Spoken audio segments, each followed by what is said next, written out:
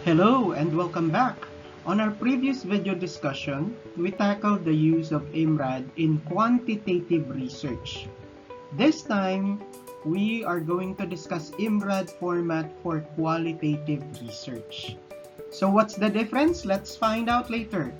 So I am Dr. Edward L. Padama, and again, before we start, please support the channel by clicking the subscribe button and the notification bell to alert you when a new video is uploaded. So let's start. Okay, let us answer the fundamental question first. What is Imrad? In scientific writing, Imrad with capital A or Imrad with small letter A is an organizational structure prominently used, particularly in scientific journals. So Imrad is the acronym for Introduction, Methods, Results, and Discussion. But I want you to take note that there are two different formats usually implemented in writing your research. And this is the full research format, where usually you write your research from chapters 1 to chapter 5, depending on the higher education institutions where you belong, or the other one is the Imrad format. And this is the reason why we are going to discuss the Imrad format. The Imrad format is a shorter version in terms of the physical characteristic of writing a research.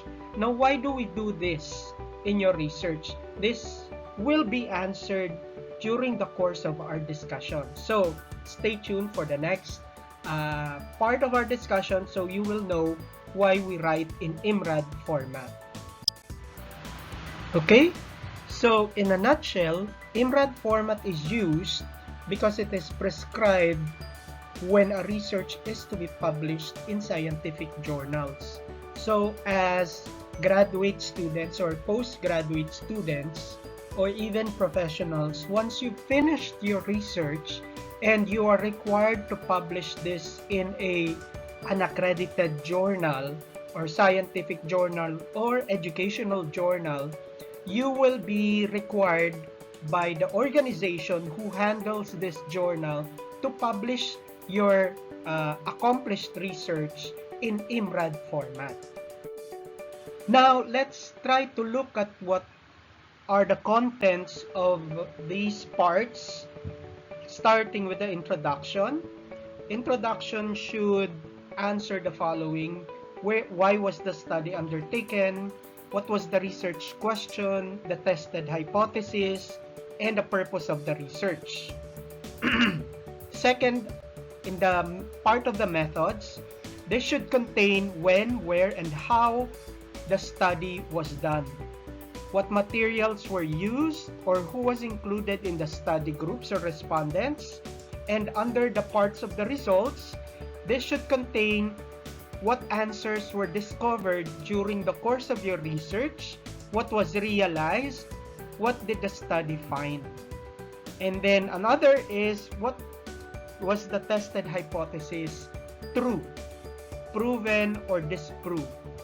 And then under discussion, this should contain the implications of the results, the relevance of the results, and why does it matter, and how does it fit in with what other researchers have found.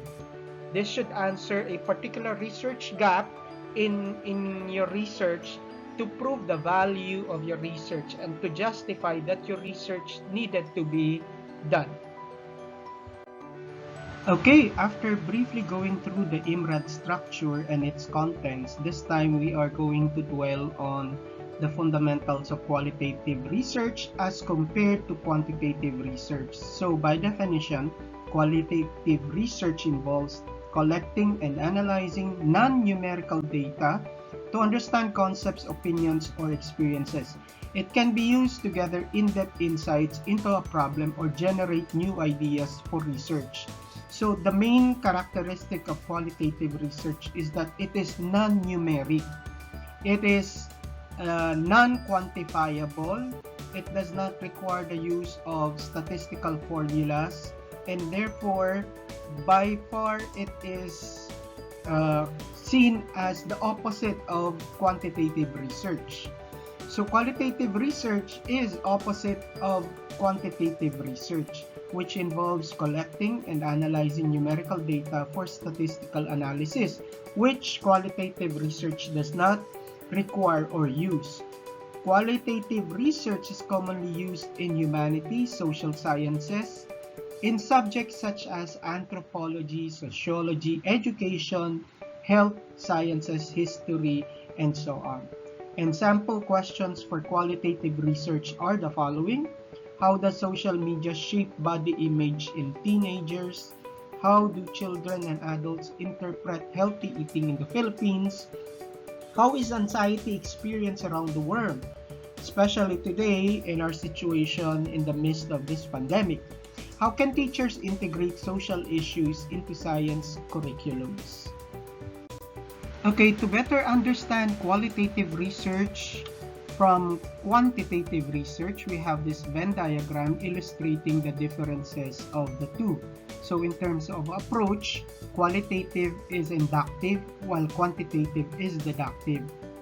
The goal of qualitative research is to generate hypotheses, while the goal of quantitative research is to test hypotheses. Setting in qualitative is natural, meaning you observe them in their natural habitat or environment, while the setting for quantitative is experimental. Sampling in qualitative is purposeful, while sampling in quantitative can be random or purposeful. Okay, data collection in qualitative is through interview guides and observation, while data collection in quantitative is through surveys. And then data analysis, iterative interpretation, and then the data analysis for quantitative research is through statistical tests, since it uses or utilizes statistical formulas.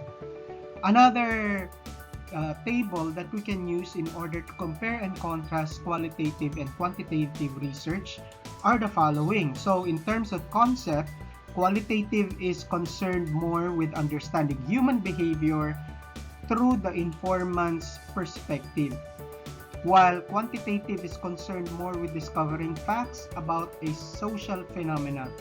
Under method, data collection is through participants' observation and interview under the qualitative research, while under the quantitative research, data are collected through measuring things.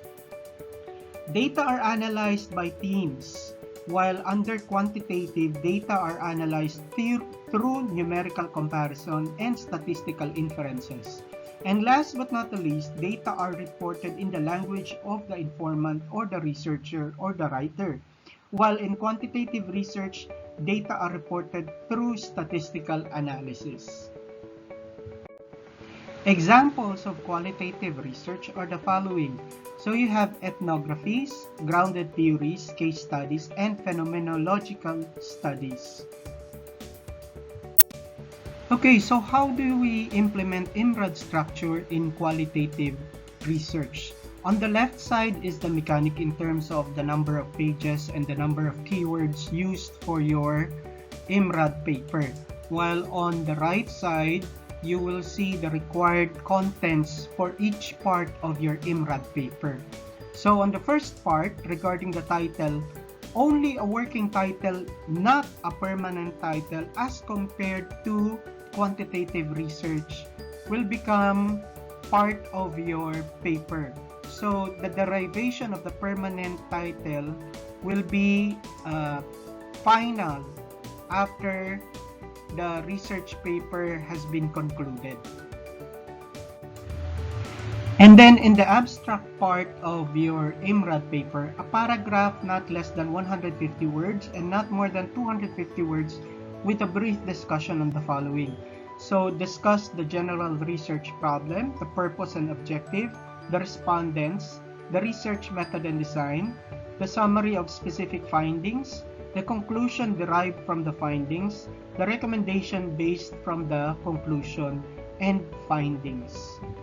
Okay, the next part of your Imrad structure for qualitative research is the introduction, which should contain not less than 3 and not more than 7 pages. So this part should contain the following: an intensive review of the tentative research title, as mentioned earlier, leading to the grand tour question or statement of the problem, the general purpose of your research. Note that there is no theoretical framework, no conceptual framework, and no research paradigm for qualitative research. Method and design.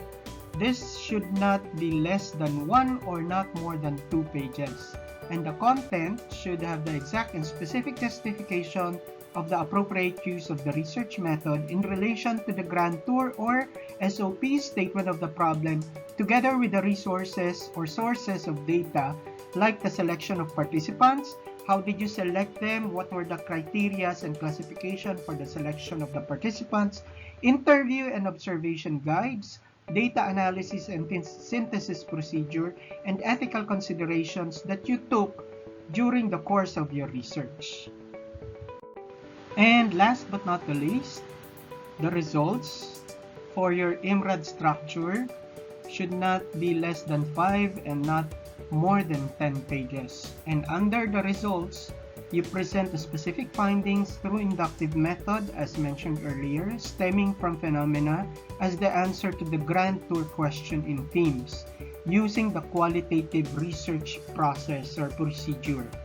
Another is routing of key themes from the specific themes or findings. Okay, so again, thank you very much for watching the video, and thank you for being with us in this discussion of the Imrad structure. And please support the channel by clicking the subscribe button and the notification bell to alert you when a new video is uploaded. And if you have any questions regarding research writing, write them at the comment box below this video and I will immediately get back to you.